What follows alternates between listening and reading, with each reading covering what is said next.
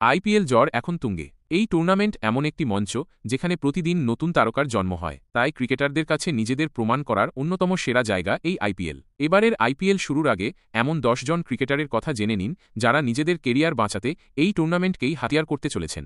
মোহাম্মদ সিরাজ বর্তমানে ভারতের ওয়ানডে দল থেকে বাদ পড়েছেন। তিনি দেশের হয়ে শেষটি 20 খেলেছিলেন গত বছর শ্রীলঙ্কার বিপক্ষে।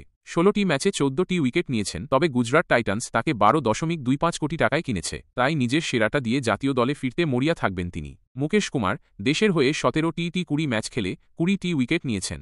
গড় ভালো হলেও রান একটু বেশি দেন, ইকোনমি 9.01। এই কারণেই হয়তো দল থেকে বাদ পড়েছেন। দিল্লি ক্যাপিটালসের হয়ে ভালো পারফর্ম করে জাতীয় দলে ফিরতে চাইবেন তিনি। খলিল আহমেদ দেশের জার্সি গায়ে তার শেষ টি ম্যাচে 16টি উইকেট পেলেও গড় অনেকটাই বেশি, 35.12 ওভার প্রতি 8.5 রান দেওয়ার প্রবণতা আছে তার। দিল্লি ক্যাপিটালস থেকে এবার তিনি সিএসকেতে ভালো পারফর্ম করে জাতীয় দলে ফিরতে চাইবেন তিনি। যুজবেন্দ্র চাহাল একসময় জাতীয় দলের নিয়মিত সদস্য ছিলেন, কিন্তু বর্তমানে তিনি দলের বাইরে। দেশের হয়ে শেষটি 20 খেলেছিলেন 2023 সালের আগস্টে ওয়েস্ট ইন্ডিজের বিপক্ষে। 80টি ম্যাচে 96টি উইকেট রয়েছে তাঁর, গড় 25.09। পাঞ্জাব কিংসের হয়ে ভালো পারফর্ম করে জাতীয় দলে ফিরতে চাইবেন তিনি। ঋতুরাজ গায়কোয়াড় দেশের হয়ে শেষটি 20 খেলেছেন গত বছর জিম্বাবুয়ের বিপক্ষে। যতটুকু সুযোগ পেয়েছিলেন ভালো খেলেছিলেন। এবারও তিনি সিএসকের অধিনায়ক। ধোনির মতো একজন অভিভাবকও রয়েছেন তার সাথে।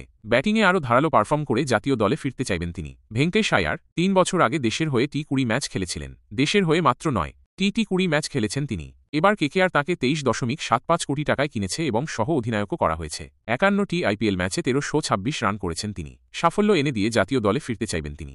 ঋষভ পন্থ ভয়াবহ গাড়ি দুর্ঘটনার পর মাঠে ফিরেছেন। টেস্ট দলে সুযোগ পেলেও টি20 দলে সুযোগ পাননি তিনি। এবার দিল্লি ক্যাপিটালস থেকে লখনৌ সুপার জায়ান্টসে আইপিএলে ভালো পারফর্ম করে জাতীয় টি20 দলে সুযোগ পেতে চাইবেন তিনি। ঈশান কিষান তার গায়ে অবাধ্য ক্রিকেটারের তকমা লেগেছে।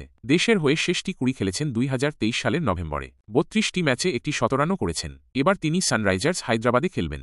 আইপিএলে ভালো পারফর্ম করে জাতীয় দলে ফিরতে চাইবেন তিনি। শুভমান গিল একদিনের ক্রিকেটে সহ অধিনায়ক হলেও টি20 দলে তিনি নেই। শেষটি 20 খেলেছেন গত বছর জুলাই মাসে।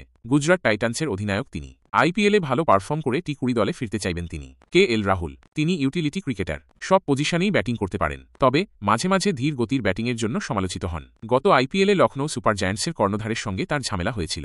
এবার তিনি লখনৌ ছেড়ে দিল্লির অধিনায়ক। সমালোচকদের জবাব দিতে এবং দিল্লিকে আইপিএল ট্রফি জেতাতে মরিয়া থাকবেন তিনি।